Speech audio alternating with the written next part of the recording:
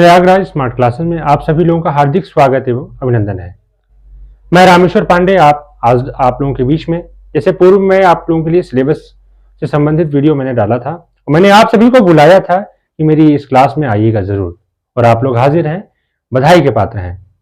विवेक ने मुझे कहा कि सर कम समय में सही चीजें दीजिए क्योंकि एग्जाम का समय है और हमको कम समय में ज्यादा जानना है। तो मैंने उसी के अनुसार, विवेक के कहने के अनुसार ये चीजें उस कॉन्सेप्ट में रखी हैं। ये आप लोगों के सिलेबस की मेजर क्रॉप्स हैं। कैसी क्रॉप्स हैं? मेजर क्रॉप्स हैं। इसमें कोई परसेंटेज नहीं, 30% नहीं पढ़ना है, इसको पूरा पूरा पढ़ना है। हाँ, मेन बात ये आती है समझ में कि इन क्रॉप में आपको हर प्रैक्टिस को कायदे से पढ़ना है। और जो हमने टेबल तैयार की है, इस टेबल से आपके 1 मार्क्स के क्वेश्चन, 2 मार्क्स के क्वेश्चन और कुछ टिप्पणियां, अगर लॉन्ग क्वेश्चन लिख रहे हैं तो इतनी चीजें हमको उस क्रॉप के संबंध में लिखनी पड़ती हैं, वो अनिवार्य है। तो एग्जामिनर खोजता है कि हमारे स्टूडेंट ने क्या क्या लिखा है। और ये ऐसी क्रॉप है, इसमें बहुत सी चीजें रिपीट होती हैं, जैसे गेहूं और धान अक्सर रिपीट हो रहा है, पर जैसे क्लाइमेट चेंज हो रहा है उसके अकॉर्डिंग बाजरा और मक्के पर भी क्वेश्चन एग्जाम में आने की पूर्ण संभावनाएं हैं। तो आप लोग भूलिएगा नहीं, ठीक? पैटर्न चेंज हो रहा है। आइए हम बात करते हैं अपनी। देखिए ये चक्र है, इस चक्र में हमने सॉइल एंड क्लाइमेट को लिया, मृदा एवं जलवायु, हमने सोइंग यानी बुवाई को लिया, उसके बाद उर्वरक एवं खाद यानी मैन्योर एंड फर्टिलाइजर को लिया, यील्ड यानी आपकी उपज को लिया, और मेन इंसेक्ट एंड पेस्ट। ये सारे ऐसे पॉइंट्स हैं कि पूरी क्रॉप में स्पेशली पूछे जाते हैं। 1 नंबर का क्वेश्चन इस तरीके से पूछ सकता है कि बताइए हमारे गेहूं में मैन्योरिंग कितनी की जाती है। बहुत जनरल कुछ क्वेश्चन पूछा जाता है, जिंक कितना डाला जाता है, एनपीके से क्वेश्चन हटाकर जिंक पर पूछ लिया तो हम कंफ्यूज हो जाते हैं।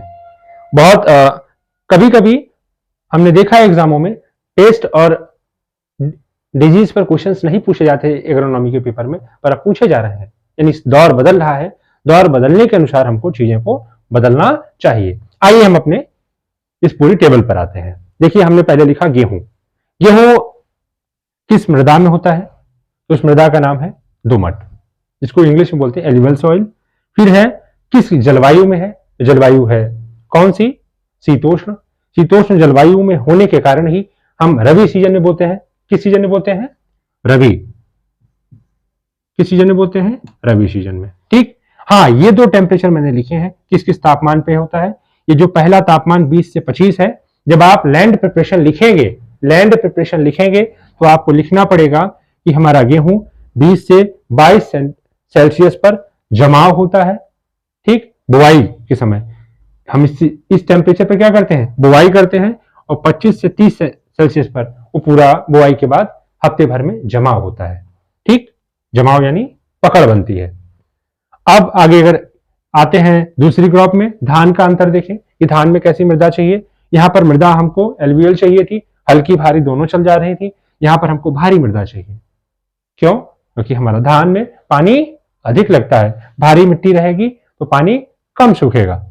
अब इसमें पीएच हम बात करें, क्योंकि धान हमारी कैसी ज्यादा पानी मांगने वाली फसल है, तो इसमें क्या है? एसिडिटी ज्यादा होनी चाहिए, यानी 4.5 से लेके 8 पीएच तक बहुत अच्छा है। जलवायु।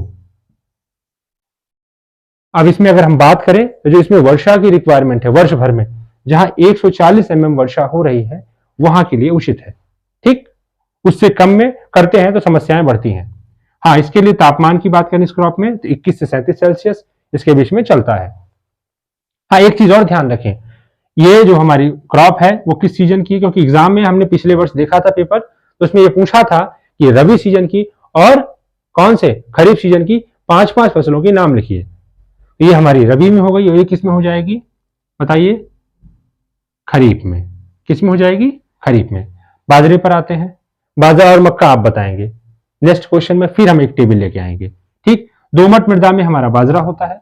बाजरा गर्मी के समय की फसल है, और इसमें अगर हम बात करें तो इसका जो तापमान, आवश्यक तापमान है कितना होना चाहिए? 28 से 32 सेल्सियस होना चाहिए। और रेनफॉल की बात करें, ठीक, तो 40 से 200 तक आराम से चलता है। अगर हम बात करें मक्के के विषय में, इसमें भी दोमट मृदा यानी एल्यूवियल सॉइल चाहिए। ये भी ग्रीष्मकालीन फसल है, और मक्के को तो जितने भी अफ्रीकन कंट्री हैं वहां आसानी से होता है। ठीक, और इसमें तापमान 25 से 28 और आर्द्रता हमें चाहिए 65%। ठीक, हमारा मृदा और जलवायु इन 4 फसलों का कंप्लीट हो गया। अगर आप एक का याद कर लें और थोड़ा थोड़ा सा अंतर है सब में, तो आपको 4 फसल एक साथ याद हो जाएंगी। एग्जाम में कंफ्यूजन का कोई चक्कर ही नहीं, सिर्फ सॉल्यूशन है। बुआई में आए हम, देखिए बुआई में भी हमने कुछ चीजें रखी हैं। जैसे हम बुआई गेहूं की कब करें, तो 15 से 30 नवंबर, ये दिसंबर फर्स्ट वीक तक जाता है। ठीक, ये हमारी फसल किस सीजन की है, रबी की। रबी में अक्सर बुआई हम कब करेंगे, नवंबर से शुरू करेंगे, अक्टूबर नवंबर से। तो हमें एक एग्जैक्ट आंकड़ा हमारे पास ये है। अगर हम आगे बात करें तो इसमें स्पेसिंग पूछता है, स्पेसिंग यानी दूरी कितनी है पौधे से पौधे। तो रो में हमको कितना होना चाहिए, 18 से 20 सेंटीमीटर और गुणा कर दें 22.5 सेंटीमीटर का। ठीक, अब इसमें पूछता है ये क्या चीज है भाई, ये है डिप, यानी कितनी गहराई होनी चाहिए, कितनी गहराई होनी चाहिए। हमारे बुआई के समय 4 से 5 सेंटीमीटर की गेहूं में रिक्वायरमेंट होती है, किसकी, डिप की। अगर इससे कम डिप होगा तो क्या होगा, जर्मिनेशन होगा पर पौधा चलेगा नहीं, क्योंकि हमारा जो गेहूं है वो मोनोकॉट है। क्या है, मोनोकॉट। इसकी जो पत्तियां चौड़ी नहीं होती हैं, इसमें तना नहीं होता है। आगे आते हैं। ठीक, ये जो हमारा 125 से 150 केजी का जो सिस्टम है, ये किसका है, FYM का है। किसका है, FYM। इतना डाल देते हैं तो ठीक है प्रति हेक्टेयर। आगे अगर हम चले तो धान में अगर हम बात करते हैं तो धान में नर्सरी कितने दिन की पड़ती है, 20 से 25 दिन की। 20 से 25 दिन। अगर हम नर्सरी कब लगाते हैं, जून में। रोपाई कब करते हैं, जुलाई फर्स्ट वीक में। याद रखिएगा, जुलाई फर्स्ट वीक में जब पहली बारिश होती है हम धान की उस समय रोपाई कर देते हैं, इसीलिए खरीफ की क्रॉप है। इसमें स्पेसिंग पौध से पौध कितना रखते हैं बताइए, 20 से 30 सेंटीमीटर। 20 गुणा 30 यानी 20 रो, 30 क्या हो गया, कॉलम। इस तरीके से अगर हम इसमें बात करें, एक और बात, जो हम पौध लेते हैं, जो हम जिसकी सीडलिंग करते हैं, उसमें मिनिमम कितनी पत्तियां होनी चाहिए, तो 3 पत्तियां होनी चाहिए। कितनी होनी चाहिए, 3। एक जगह हम 2 प्लांट कम से कम रोपते हैं। आगे हम बात करें बाजरा हमारा, तो बाजरा हमारा लास्ट वीक ऑफ जून में लगाते हैं। उसके बाद इसकी स्पेसिंग 40x15 है। ऐसी क्रॉप इसी तरीके से चलेंगे, 40x15, 45x। बाजरा हो गया, मक्का हो गया, ज्वार हो गया। ठीक, और अगर हम आगे बात करें इसमें सीड रेट, सीड रेट के विषय में, तो सीड रेट इनका कितना है, 5 से 6 केजी। इसमें भी कितना है बताइए, 25 से 40 केजी प्रति हेक्टेयर। एक हेक्टेयर में जहां 20 विश्व का बीघा है, समथिंग 4 बीघा जमीन आती है। याद रखिएगा, ये वाइवा में पूछ लिया जाता है। ठीक, और गेहूं में आप जानते ही हैं 100 से 120। ठीक, कोई दिक्कत की बात नहीं है। अगर आगे हम बात करें आपका मक्के में, तो मक्के के संबंध में 15 से 20 केजी सीड चाहिए आपको। उसकी डेप्थ हमारी 3 से 4 सेंटीमीटर होनी चाहिए। रो में हमारा कितना होना चाहिए, 20 से 45 गुणा 15 या 20। और यह भी हमारा लास्ट वीक ऑफ जून है। ये हमारी दोनों क्रॉप किसकी हो गई, खरीफ की क्रॉप हो गई। एक क्रॉप हम रबी की डिस्कस कर रहे हैं। आगे अगर हम खाद की बात करें तो खाद में क्या क्या है, NPK। मैं अगले आप लोगों को एक चीज क्लियर कर दूं, जितने भी एग्रीकल्चर ग्रेजुएट हैं या पढ़ने वाले स्टूडेंट हैं, वो NPK में तो डाटा बता लेते हैं, पर अगर उनसे पूछा जाए कितना यूरिया देना है, कितना DAP देना है, कितना पोटास देना है, कितना MOP देना है, तो वो नहीं बता पाते हैं। एक क्लास मैं इस पर लूंगा, आप लोग ध्यान रखिएगा और आप लोगों को बताऊंगा। देखिए आज NPK में समझ लीजिए 120 केजी N यानी नाइट्रोजन गेहूं में होना चाहिए। 60 केजी क्या होना चाहिए, P यानी फास्फोरस। पोटास कितना होना चाहिए, 40 केजी। क्लियर। हाँ, जब 30 किलो हम आपके पास यूरिया हो, यूरिया डालते हैं तो उसी एवरेज में ये डालते हैं। ठीक, ये मैं आपको समझाऊंगा। पर आप जिंक सल्फेट कितना पड़ता है एक हेक्टेयर में, 20 से 25 केजी। 20 से 25 केजी 30 केजी के हिसाब से पड़ता है। और ये किसमें मिला के पड़ता है जिंक सल्फेट, यूरिया में मिला के। आप इन दो के साथ इसको नहीं मिलाएंगे। ठीक, यानी एमओपी और डीएपी के साथ। आगे अगर हम बात करें धान की तो 120 केजी नाइट्रोजन, 60 केजी आपका फास्फोरस और पोटास 50 केजी। इसके साथ आगे बात करें तो 20 से 25 केजी। ये दोनों क्रॉप में हम जिंक इसलिए डालते हैं क्योंकि इसमें क्या होता है, जब फ्रूटिंग स्टेज आती है तो हल्का सा क्या होता है कि ड्यूई स्टेज इंग्लिश में बोलते हैं, और कहें तो ग्रामीण भाषा में कहें तो लिशलिशापन यानी चिपचिपापन आता है। इसमें थोड़ा ऑयल होता है, वो आसानी से हमारी बालियां बन सके और बालियों में दाने पड़ सके, इसलिए हम जिंक डालते हैं। और अधिकतर भारत में फील्ड में जिंक की ही कमी पाई जाती है। अगर हम बात करें नाइट्रोजन की बाजरे में तो वही हमारा 20 से 25, 50 से 60 पी और आपका 20 से 30 केजी के। कहानी खत्म, इसमें जिंक हम नहीं डालते हैं। ये जैसे जैसी क्रॉप है वैसे वैसे उसके एप्लीकेशंस है। मक्के में 120 एन और आपका 50 से 60 समथिंग पी, और अगर ये 30 से 40 के, ये थोड़ा कम और ज्यादा हो सकता है। पर हाँ, अगर आपसे पूछता है ऐसा ना कर दीजिएगा 120 लिखा है आप 60 लिख दीजिए। 100 तक चलेगा, 100 तक चलेगा, ये बहुत खींच के 15 तक चलेगा, ये 100 तक चलेगा। इसमें 10-10 का डाटा 10-10 केजी का आप ऊपर नीचे कर सकते हैं, पर एग्जैक्ट याद कर लीजिए, एग्जाम में काम आएगा। उपज यानी यील्ड, दोनों तरीके की यील्ड एग्रीकल्चर में गिनी जाती है, एक दाने के रूप में और एक जो उसका वेस्ट बचता है जिसको हम भूसे के रूप में यूज करते हैं। तो अगर हम गेहूं की बात करें तो गेहूं में क्या है सिस्टम बताइए। गेहूं में प्रति हेक्टेयर 40 से 55 कुंटल क्या मिलता है, हमको दाना मिलता है गेहूं के रूप में, और 70 से 85 कुंटल भूसा मिलता है। ठीक, 1/1 रेशियो या 1 इसको कहें 30-75 या 50-50, इस तरीके से गेहूं और धान में हमको उत्पादन मिलता है। दाना अधिकतम 40% होता है, भूसा हमारा 60% तक दोनों फसलों में पाया जाता है।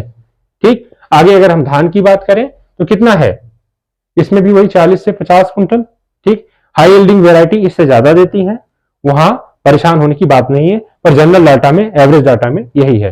अगर हम बाजरे की बात करें तो 30 से 35 कुंटल, और बाजरे की का जो वेस्ट यानी जो बालियां बचती हैं वो कितना है आपका 250 से 300 कुंटल। ठीक, अगर मक्के की बात करें तो ये कितना है 30 से 40 कुंटल दाने में, और उसके अलावा जो वेस्ट बचता है वो कितना है 60 से 90 कुंटल प्रति हेक्टेयर। ये सारा डाटा हमारा किस में है, हेक्टेयर में। ये सारा डाटा किस में है, हेक्टेयर में। ठीक, आप याद रखिएगा सारा डाटा हम किस में बात करें, हेक्टेयर, और जहां 20 विश्व का बीघा बनता है वहां 4 हेक्टेयर समथिंग आता है। एग्रीकल्चर वाले छात्रों से ये अक्सर पूछा जाता है वाइवा में कि 1 बीघे में कितना हेक्टेयर है, और मापन गांव में भी नहीं बता पाते हैं। आगे अगर प्रमुख रोग की बात करें और कीट की बात करें तो क्या, रस्ट यानी रतुआ बोलते हैं, लूइसमट यानी कंडवा बोलते हैं इसको, जो गेहूं में अक्सर पाया जाता है, करनाल बंड पाया जाता है। रोग में तो हम अक्सर एफिड देखे हैं, दीमक देखे हैं, बाद बाकी गेहूं में कोई विशेष रोग लगते नहीं है। धान में रोग लगते हैं, झोंका हो गया, भूरे पत्ते हो गए, खैरा हो गया, झुलसा हो गया, बीएलबी हो गया, बैक्टीरियल लीफ ब्लाइट, गंधी कीट हो गया, टिड्डा हो गया, जैसिड हो गया, तना छेदक, इस तरीके के कई रोग लगते हैं। पर प्रमुख रोग में अगर हम बात करें तो इसमें रस्ट, लूजिस्मट, दीमक और एफिड, दीमक यहाँ इन फील्डों में भी पाया जाता है। इसमें खैरा प्रमुख है, झुलसा प्रमुख है, गंधी प्रमुख है, और आपका टिड्डा प्रमुख है। ये ऐसे हैं जितने भी हमारी ग्रेमिनी कुल की क्रॉप है अक्सर सब में पाए जा रहे हैं। ये कीट अक्सर सब में पाए जा रहे हैं। एफिड और टिड्डा हर जगह कॉमन है। ठीक, अगर हम कंडवा की बात करें जिसको लूइसमट बोलते हैं, ठीक, ये बाजरे में भी है। रस्ट यानी रतुआ, ये बाजरे में भी है। अर्गट इसका एक प्रमुख रोग है, इसको याद कर लें, एग्जाम में पूछा जाता है। बाजरे में कौन सा रोग, तो अर्गट, अर्गट का वैज्ञानिक नाम भी पूछ लेता है। दीमक, तनाछेदक। ठीक, आगे अगर हम बात करें एक इन दोनों क्रॉप में एक लगता है आर्मी वॉल वॉर्म, एक डिजीज लगती है आर्मी वॉल वॉर्म पेस्ट है, इसको याद कर लीजिएगा, ये हर एग्जाम में इस समय पूछा जा रहा है। ठीक, और आगे अगर बात करें तो इसमें झुलसा, गिरुई, तनाछेदक और तनामक्खी, टिड्डा। अक्सर रोग में और कीट में समानताएं ग्रेमिनी यानी घास कुल के फसलों में पाई जाती हैं। सिर्फ आप ये ध्यान रखिए कि किस फसल का प्रमुख कीट क्या है। अब रिवाइज कर लें इसमें क्या क्या हमारा प्रमुख है। समरी के तौर पर। तो अगर हम इसमें बात करें, मृदा सब में दोमट है, मृदा सब में दोमट है, गेहूं में हल्की मृदा अच्छी रहती है और धान में भारी मृदा चाहिए, अन्य 3 क्रॉप में हल्की चलेगी। अगर यहां बात करें, ये हमारी ठंडे जलवायु की क्रॉप है, बाद बाकी तीनों ग्रीष्मकालीन है, यानी गर्म जलवायु चाहिए। यहां अगर हम बात करें गर्म जलवायु इन द सेंस, जब हम फसल की बुआई करें उस समय तापमान ज्यादा हो, और जब हम फसल की कटाई करें तब तापमान कम हो। ऐसी इस रूल को जो फॉलो करते हैं वो सब खरीफ की फसलें हैं। ठीक, जो पानी ज्यादा मांगे धान, ठीक, इस तरीके से याद कर लें इनको, उसका पीएच क्या होगा, कम होगा। ये आवश्यक पॉइंट्स हैं। अगर हम इसमें आपकी बुआई में तो सीड रेट सबका याद कर लें, आवश्यक है, और समय याद कर लें। ठीक, किन किन फसलों का, इन फसलों का सीड रेट और समय याद कर लें। उसके बाद ये बहुत कम पूछा जाता है, इसमें जिंक अक्सर पूछा जाता है। अगर उपज में बात किया जाए, ये भी कम पूछा जाता है। ठीक, इसमें बाई प्रोडक्ट पूछे जाते हैं, डिजीजन रोग। आगे हम बात करेंगे प्रजातियों पर। ये पूरा जो वीडियो इन 4 फसलों का रखेंगे, वो प्रजातियां, कुछ ऐसी प्रजातियां हैं जिनके नाम सेम है। ठीक है साथियों, अब आप अपने कमेंट्स के साथ बताएंगे आपको कैसा लगा, और मेरी अगली क्लास में आप लोग जरूर आएंगे। मैं रामेश्वर पांडे आप लोगों से विदा लेता हूं। बहुत बहुत धन्यवाद।